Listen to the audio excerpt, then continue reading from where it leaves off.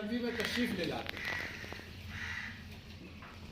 देखते हैं कि मस्जिद नबी में कुछ लोग एक मुकाम पर तशरीफ़ फरमा है, उनमें से कुछ लोग ज़िक्र कर रहे हैं, नवाफिल का अहतमाम कर रहे हैं।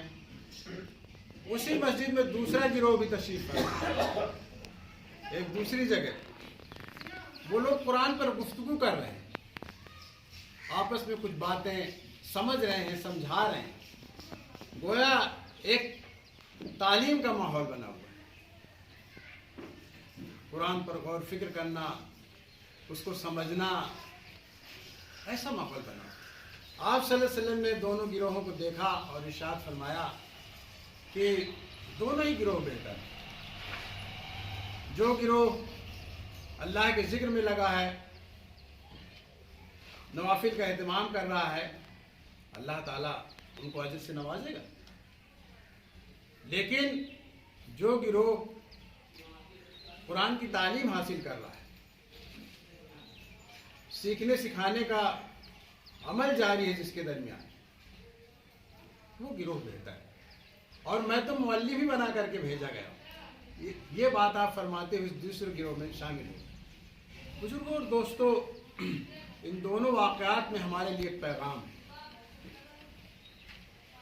कल से जिस मिशन का जिक्र बार बार हुआ कि इस मुल्क में एक बड़ी आबादी के अकीदे को तब्दील करना, उनकी ज़िंदगियों को बदलना, उनको जन्नत के रास्ते की तरफ ले जाना, इसी वजह से तो आपको खैर उम्मत कहा गया है। ये आपकी जिम्मेदारी है। लेकिन अगर कुरान से हमारा कोई ताल्लुक ना हो तो फिर हमारे पास दूसरी बुनियाद क्या है? आज की दुनिया में आप देखें, जिसे हम कहते हैं कि एक आइडियोलॉजिकल वार है, एक तहजीबों की जंग छिड़ी हुई। अगर हम अपनी आइडियोलॉजी से वाकिफ नहीं है, अपने दीन से वाकिफ नहीं है, अपनी तहजीब से वाकिफ नहीं है, अल्लाह के रसूल सल्लल्लाहु अलैहि वसल्लम की सीरत और किरदार से वाकिफ नहीं, तो फिर दूसरा हमारे पास टूल क्या है, हथियार क्या है जिससे हम इस जंग में फतेहयाब हो सकते हैं। ये महीना जो अभी रमज़ान का महीना आने वाला है, जिसे कुरान का महीना कहा गया है, नुज़ूल कुरान का महीना है, आप देखें कि अल्लाह के रसूल सल्लल्लाहु अलैहि वसल्लम ने जो सिस्टम दिया है हमें, उसकी बुनियाद में, उसकी एक्सिस में कुरान है। ये जो 5 वक्त की हम नमाज पढ़ते हैं, आखिर क्या पढ़ते हैं? कुरान ही तो पढ़ते हैं। रमज़ान में तरावी का जो एहतमाम किया जाता है, क्या पढ़ते हैं? कुरान ही तो पढ़ते हैं। अभी हमारे फैज़ बारी साहब जिसका तज़किरा कर रहे थे, इन्ना लिल्लाहि व इन्ना इलैहि राजिऊन, कोई हादसा हो जाता है, हम कौन सा जुमला पढ़ते हैं? कुरान ही की एक आयत पढ़ते हैं। किसी का इंतकाल हो जाता है तो मिन्हा खलक़नाकुम व फ़ीहा नुईदुकुम, जिसका आपने तज़किरा, यानी इंसान का जब आखिरी सफ़र होता है, आखिरी बार हम मिट्टी डाल रहे होते हैं, तो कुरान ही की तिलावत कर रहे हैं। तो गोया हमारी ज़िंदगी कुरान ही के गिर्द घूमती है। तो अल्लाह के रसूल सल्लल्लाहु अलैहि वसल्लम ने अपनी उम्मत को, हम सबको एक पैगाम दिया कि जब भी मौका मिले तुम कुरान की तिलावत करो, जब मौका मिले कुरान सुनो, इस पर गौर फिक्र करो और करते रहो कि यहीं से तुम्हें रोशनी मिलेगी, रहनुमाई है। एक दूसरा वाक़या है, एक मौके पर अल्लाह के रसूल सल्लल्लाहु अलैहि वसल्लम जब हिजरत फरमा रहे हैं, बहुत मशहूर वाक़या है।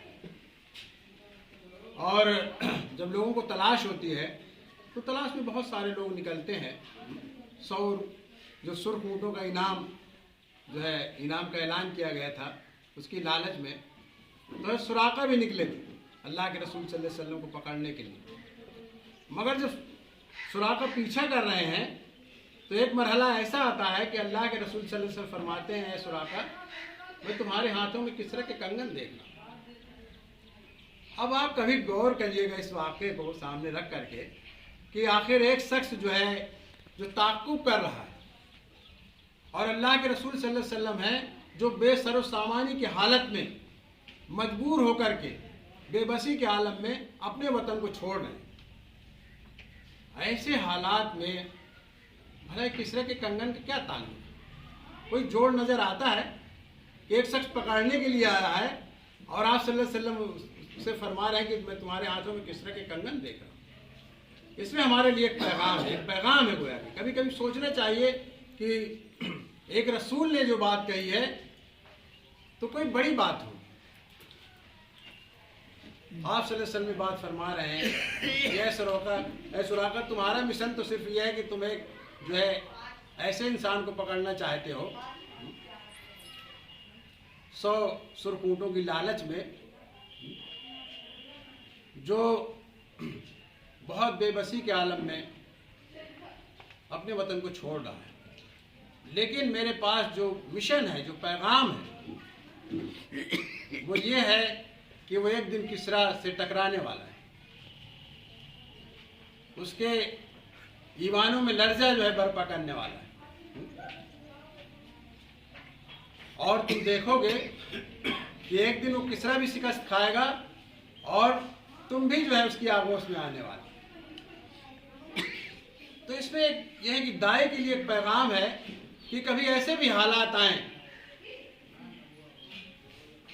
जब इंसान के पास कोई ताकत न हो तब भी उसका हौसला ऊंचा होना चाहिए, उसकी निगाह जो है बहुत बुलंद होनी चाहिए। इसलिए ये आप अल्लाह का काम कर रहे हैं, अल्लाह के मिशन को लेकर के आगे बढ़ रहे हैं। तो देखिए अल्लाह के रसूल सल्लल्लाहु अलैहि वसल्लम, आज की दुनिया में यही होता है कि एक आदमी को डिबेट में जब देखें लोग सवाल करते हैं तो सवाल का जवाब नहीं देता बल्कि दूसरी तरफ डाइवर्ट कर देता है। अल्लाह के रसूल सल्लल्लाहु अलैहि वसल्लम ने उसके ताक़ुब पे कोई जवाब नहीं दिया कि तुम्हारे पास क्या है, मेरे पास क्या है, मेरे पास बहुत से तीर हैं, असलहे हैं, इसका कोई जवाब नहीं दिया, बल्कि सोचने का अंदाज डाइवर्ट किया। जब आप सल्लल्लाहु अलैहि वसल्लम ने बात फरमाई होगी तो ज़रूर सुराका के जहन में बात आई होगी कि जो है ऐसी क्या बात है, ऐसे क्या होने वाला है कि मेरे हाथों में किस तरह के कंगन आने वाले हैं। तो बुजुर्गों और दोस्तों, एक दाई का जो है बहुत ऊंचा किरदार होना चाहिए, बहुत निगाह बुलंद होनी चाहिए। एक और मौके पर अल्लाह के रसूल सल्लल्लाहु अलैहि वसल्लम से एक खातून मुलाकात के लिए आती है। आप सल्लल्लाहु अलैहि वसल्लम को जब इत्तला मिलती है कि एक खातून है जो मेरी मुलाकात के लिए आई हुई है, तो आप सल्लल्लाहु अलैहि वसल्लम वालेहाना अंदाज में जो है जाकर के उनका इस्तकबाल करते हैं और आप सल्लल्लाहु अलैहि वसल्लम के कंधे पे जो चादर पड़ी हुई बिछा देते हैं। वो खातून जो है उस चादर में तशरीफ़ लगती हैं, फिर कुछ बातें करती हैं और बातें करने के बाद फिर वो चली जाती हैं। जब वो वापस चली जाती हैं तो सहाबा में से बाद लोग सवाल करते हैं, अल्लाह के रसूल वो कौन खातून है जिनका इस तरह से आपने वालेहाना इस्तकबाल किया, उनकी इस तरह इज्जत अफजाई की, कौन खातून थी? तो आप सल्लल्लाहु अलैहि वसल्लम ने फरमाया वो एक सखी बाप की बेटी थी, वो हातिम ताई की बेटी थी। जब ये बात उस खातून को मालूम हुई कि अल्लाह के रसूल सल्लल्लाहु अलैहि वसल्लम ने मेरे बारे में ऐसी बात कही, मेरे वालिद के बारे में ऐसी बात कही, तो वो खुद भी ईमान लाई और अपने भाई के तलाश में निकल गई। जो शख्स ईमान नहीं लाए थे और तलाश करते हुए अपने भाई से मुलाकात की। उनका नाम अदी बिन हातिम था, शायद आपने नाम सुना हो, अदी बिन हातिम। और उनसे बताया कि अल्लाह के रसूल सल्लल्लाहु अलैहि वसल्लम कितने नेक इंसान हैं, हमारे वालिद की जो है इतनी तारीफ। तो अदी बिन हातिम भी ईमान ले आए। बुजुर्गों और दोस्तों, ये दाई का रवैया होना चाहिए कि उनके बुजुर्गों की कद्र करें। कभी कभी हम जो है जज्बात में आकर के ऐसी बातें कह देते हैं उनके बुजुर्गों के बारे में या उन चीज़ों के बारे में जिनसे उनका अकीदा जुड़ा होता है, जिससे उन्हें मोहब्बत होती है, जिस माहौल में वो रचे बसे होते हैं, तो मामला उलट जाता है। यही बात हज़रत इक्रमा रज़ी अल्लाह ताला के बारे में आती है कि जब हुजूर सल्लल्लाहु अलैहि वसल्लम के पास आने का इरादा बनाया उन्होंने, तो अल्लाह के रसूल सल्लल्लाहु अलैहि वसल्लम ने सहाबा से बात फरमाई कि देखो इक्रमा मुलाकात के लिए आ रहे हैं, खबरदार उनके बाप अबू जहल के बारे में कुछ मत कहना। वो शख्स अपने अंजाम को पहुंच गया, लेकिन तुम अगर उसका तस्करा करोगे जो अब इस दुनिया में नहीं है, तो जो दुनिया में मौजूद है उनको तकलीफ है। तो बुजुर्गों और दोस्तों, ये दाई का रवैया होना चाहिए, ये दाई की सोच होनी चाहिए कि हमारा जो मधु है, अगर किसी चीज़ से, किसी इंसान से उसका लगाव है, वो गलत भी हो सकता है, तब भी हमें जो है उसके एहतराम को मलहूज रखना चाहिए। एक और वाक़या मिलता है, आप जानते हैं कि सुलह हुदैबिया के बाद अल्लाह के रसूल सल्लल्लाहु अलैहि वसल्लम ने जब उम्रे का प्लान बनाया और उम्रे के लिए आप मक्का मुअज़्ज़मा में तशरीफ़ ले गए, तो आप सल्लल्लाहु अलैहि वसल्लम ने बहुत सारे लोगों से मुलाकात की, लेकिन बिलखुसूस खालिद बिन वलीद रज़ी अल्लाह ताला के जो शख्स ईमान नहीं लाए थे, उनके घर तशरीफ़ ले गए। और उधर उनका मामला ये था कि जो सुलह हुदैबिया हुई थी उसका एक पस मंज़र है, कुछ हालात हैं, मगर बहुत सारे लोग मक्के में ऐसे थे जो पसंद नहीं करते थे, जिनको बात बड़ी नागवार लगी थी कि मुसलमान फिर से दोबारा हमारे यहाँ तशरीफ़ लाएँ हमारे होते हुए। उसमें से खालिद बिन वलीद भी, और मक्का छोड़ करके चले गए। मगर अल्लाह के रसूल सल्लल्लाहु अलैहि वसल्लम उनके घर तशरीफ़ ले गए। हालांकि इससे पहले जंग उहद में उन्हीं की वजह से बहुत सारे मुसलमान शहीद हुए। आप सल्लल्लाहु अलैहि वसल्लम के अदील अजीज चचा भी उसमें शहीद हुए थे, हज़रत हमज़ा रज़ी अल्लाह अन्हु। आप सोचिए, आप सल्लल्लाहु अलैहि वसल्लम का दिल कितना कुशादा रहा। फिर आप सल्लल्लाहु अलैहि वसल्लम के घर तशरीफ़ ले गए और उनके घर में उनके भाई वलीद बिन वलीद से मुलाकात। आप सल्लल्लाहु अलैहि वसल्लम ने उनका हाल चाल पूछा, कहाँ है खालिद? कहा वो तो मक्का छोड़ करके चले गए। कहा अच्छा, आए तो कहना कि सल्लल्लाहु अलैहि वसल्लम तुमको पूछ रहे थे, तुम्हारा हाल जानने, तुमको सलाम भेजा, और उनसे ये बात भी कहना कि अगर वो इस्लाम कबूल करके हमारे पास आते हैं तो हम उनके सायान शान जो है मर्तबा दें, इज्जत, उनकी इज्जत अफजाई करें। और ये पैगाम देकर के आप सल्लल्लाहु अलैहि वसल्लम चले गए। जब आप सल्लल्लाहु अलैहि वसल्लम मदीना तशरीफ़ ले गए, इसके बाद खालिद बिन वलीद जब लौटे मक्का को, तो उनके भाई ने कहा, अरे खालिद तुम तो मक्का छोड़ करके चले गए थे मोहम्मद सल्लल्लाहु अलैहि वसल्लम की वजह से, उनके साथियों की वजह से, मगर तुम्हारा हाल जानने आए, तुमसे मुलाकात के लिए आए और ये पैगाम तुम्हारे लिए भेजा। अब खालिद बिन वलीद रज़ी अल्लाह अन्हु के रातों की नींद चली गई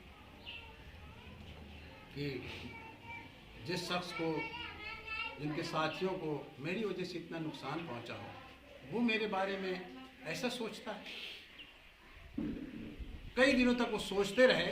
बिलाखिर एक दिन जो है उन्होंने जो है मदीने की हिजरत का जो है प्रोग्राम बनाया और इंतज़ार करते रहे कुछ और साथी मिल जाए। रवायत में बात मिलती है कि जो अम्र बिन आस और एक साथी और थे, शायद उस्मान बिन मज़ून रज़ी अल्लाह अन्हु, ये 3 अफराद थे जिन्होंने मक्के से मदीने का सफ़र किया। उधर अल्लाह के रसूल सल्लल्लाहु अलैहि वसल्लम को इत्तला पहुँच चुकी थी, आप पल पल की खबर रखते थे मक्का के बारे में। उन्हें मालूम हुआ कि खालिद बिन वलीद और उनके 3 साथी आ रहे हैं, और आप देखिए कि इन तीनों लोगों ने एक साथ इस्लाम किया और इन तीनों लोगों का तारीख़ में अपना रोल है, एक नाम। अम्र बिन आस भी हैं, खालिद बिन वलीद भी हैं और तीसरे साथी। तो बुजुर्गों और दोस्तों, इसमें एक पैगाम है कि हमारा कितना भी बड़ा दुश्मन हो, आखिर दुश्मनी की वजह क्या थी? दुश्मनी की वजह वो अक़ीदा था, नज़रिया। अगर इंसान नज़रिया बदल लेता है तो क्या दुश्मनी? तो ये हमारे सोचने का अंदाज़ होना चाहिए। यही पैगाम है जो अल्लाह के रसूल सल्लल्लाहु अलैहि वसल्लम ने दिया है और इस वाक़े से हमें मिलता है। एक वाक़या है जिसमें ये बात मिलती है कि एक मौके पर अल्लाह के रसूल सल्लल्लाहु अलैहि वसल्लम अपने साथियों के साथ सफ़र कर रहे थे, किसी मुहिम से लौट रहे थे। आपके एक सहाबी जिनका नाम, उनका नाम भी अब्दुल्ला था, बाद में उन्होंने कहा कि अब्दुल्ला बिन रबाहा थे वो, उनका जो ऊँट था वो बीमार हो गया, तो बहुत पीछे थे सफ़र में। जब देखा कि एक नौजवान साथी सफ़र में पीछे है तो आप सल्लल्लाहु अलैहि वसल्लम ने अपनी सवारी भी पीछे कर दी और उनसे बातें करने लगी और कहा, अब्दुल्ला तुम्हारे घर में कितने लोग हैं? तो उन्होंने कहा, अल्लाह के रसूल मैं हूँ और मेरी 4 बहनें हैं। कहा, अच्छा क्या तुमने शादी कर ली? कहा, अल्लाह के रसूल हाँ शादी कर ली। कहा, बाकरा से किया या जहानीदा से? तो उन्होंने कहा, अल्लाह के रसूल चूँकि मेरी बहनें जो है जवान हैं, बड़ी हैं, तो मैंने सोचा अगर उसी उम्र की किसी खातून से मैं शादी करूँगा तो घर में झगड़ा पैदा हो सकता है, चक्कलिस हो सकती है, इसलिए मैंने जो है एक मुतल्लका से शादी कर कि अगर उम्र में बड़ी होंगी तो मेरी बहनें उनका एहतराम करेंगी। है अब्दुल्ला ये तुमने बहुत अच्छा किया, ये तुमने बहुत सही फैसला किया। फिर आप साथ साथ सफ़र करते रहे और पूछा कि क्या तुम अपने ऊँट को बेच सकते हो, अपनी सवारी बेच सकते हो? तो उसने कहा, अल्लाह के रसूल आप कहेंगे तो मैं बेच दूंगा। तो उन्होंने कहा, कितने दिरहम लो? कहा, आप बाजार का हाल जानते हैं, आप मुझसे बेहतर जानते हैं। तो कहा, अच्छा क्या 300 दिरहम में दे दोगे? तो उन्होंने कहा, अल्लाह के रसूल इस वक्त 300 दिरहम में ऊँट तो नहीं मिलता है। तो कहा, अच्छा 500 ले लो। तो उन्होंने कहा कि अल्लाह के रसूल 500 में भी ऊँट नहीं मिल रहा है इस वक्त। तो कहा, अच्छा 1000 दिरहम ठीक रहेगा? तो उन्होंने कहा, अल्लाह के रसूल हाँ 1000 दिरहम में ऊँट मिल सकता है। कहा, चलिए अच्छा सौदा हो गया। जब मदीने के करीब आए तो उन्होंने कहा, अल्लाह के रसूल क्या मैं ऊँट को यहीं छोड़ दूँ? कहा, नहीं जी अब्दुल्ला तुम जाओ आराम करो, 2-4 दिन के बाद आना है, फिर मुलाकात कर। वो अपने घर गए, कई दिन गुजर गए, इसके बाद एक दिन वो तशरीफ़ लाए और अल्लाह के रसूल सल्लल्लाहु अलैहि वसल्लम के सामने ऊँट लेकर के आ गए। आप सल्लल्लाहु अलैहि वसल्लम ने हज़रत बिलाल को आवाज़ दी और कहा, बिलाल इनसे ऊँट ले लो और बैतुल माल से 1000 दिरहम इनको दे दो। उन्होंने जो है 1000 दिरहम दे दी और वो ऊँट की रस्सी उनको सौंप दी और वापस जाने लगे। अभी कुछ ही दूर गए थे कि अल्लाह के रसूल सल्लल्लाहु अलैहि वसल्लम ने हज़रत बिलाल को भेजा और कहा, ये 1000 दिरहम लेकर के जाओ अब्दुल्ला के पास और कहना कि जो है अल्लाह के रसूल सल्लल्लाहु अलैहि वसल्लम ने ऊँट तुमको हदिया कर दिया। तो ऊँट भी लेकर के गए और वो थैली भी लेकर के गए और जब उनको आवाज़ दी और उन्होंने देखा कि ऊँट के साथ हज़रत बिलाल आ रहे हैं तो उन्होंने कहा, क्या अल्लाह के रसूल सल्लल्लाहु अलैहि वसल्लम ने सौदा मंसूख कर दिया, कैंसिल कर दिया? तो उन्होंने कहा कि नहीं, बल्कि अल्लाह के रसूल सल्लल्लाहु अलैहि वसल्लम ने जो है ये ऊँट तुम्हें जो है हदिये के तौर पर दिया है और ये थैली जो है हदिये के तौर पर दिया है, ये ऊँट जो है तुम्हें हदिये के तौर पर दिया है। पैसे तो ले ही चुके थे।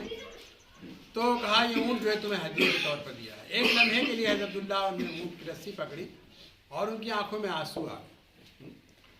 चूँकि बातों बातों में अल्लाह के रसूल सल्लल्लाहु अलैहि वसल्लम को ऐसा लगा कि इनकी माशी हालत अच्छी नहीं, 4 बहनें हैं, घर का खर्च है और इनकी जो है माशी पोजीशन अच्छी नहीं है। अल्लाह के रसूल सल्लल्लाहु अलैहि वसल्लम ने उनको पैसे भी दे दिए और वो ऊँट भी हदिया कर दिया। बुजुर्गों और दोस्तों, ये वाक़या मैंने आपके सामने इसलिए रखा कि हमने एक तहरीक से वाबस्ता है, एक शहर में रहते, कभी कभी एक मोहल्ले में भी रहते, मगर हमें नहीं मालूम हमारे रफ़ीक के घर में क्या हालत है। आप पूरी उम्मत को तो छोड़ दीजिए, हमें अपने रफ़ीक के बारे में नहीं मालूम, उसकी परेशानियाँ क्या हैं, उसके घर का हाल क्या है, उसके बच्चों की शादी कहाँ हो रही है, उसकी बेटियों की शादी नहीं हो पा रही तो उसमें रुकावट क्या है, हमारे इनमें बात नहीं है। बुजुर्गों और दोस्तों, जिसे बुनियादी मरसूस कहते हैं, हम अपनी इस्तिलाह में बाद जमातों को, तो बुनियादी मरसूस क्या है? कभी इस पर सोचा, आपने गौर किया? सिर्फ इज्तिमा में आ जाना ही काफ़ी है, बैतुल माल में आते आ जाए यही काफ़ी है? बल्कि होना तो चाहिए कि अगर एक साथी को कोई तकलीफ़ पहुँचे तो उसके साथ मेरे दिल पर मुरत्तब है। एक रफ़ीक के घर में कोई खुशी हो तो मेरे बच्चे भी चहकते हुए नजर आए। बेशक। तो बुजुर्गों और दोस्तों, इस सीरत के वाक़यात हैं, इन पर कभी हमें सोचना चाहिए, गौर करना चाहिए। वक्त जो हो रहा है बताना वक्त हो गया। तो बुजुर्गों, दोस्तों, जब हम सीरत का मुताला करें तो इस पहलू पर भी जो है गौर करें कि कोई वाक़या है, कोई रवायत है, तो दरअसल ये हमसे क्या मुताल्लिक़ है। यही तो है ना जो हम कहते हैं कि हमारे लिए आइडियल है, नमूना है। तो दरअसल हमसे एक मुतालबा है और ये मुतालबा हम ही को अदा करना है, हम ही को पूरा करना है। तो इस तरह से अगर हम सीरत का मुताला करें, ठहर करके सोचें, तो इंशाअल्लाह हमारी ज़िंदगी में तब्दीली आएगी और यही तब्दीली हमें कामयाबी की सहारा पर देगी। अल्लाह ताला से दुआ है कि अल्लाह ताला मुझे भी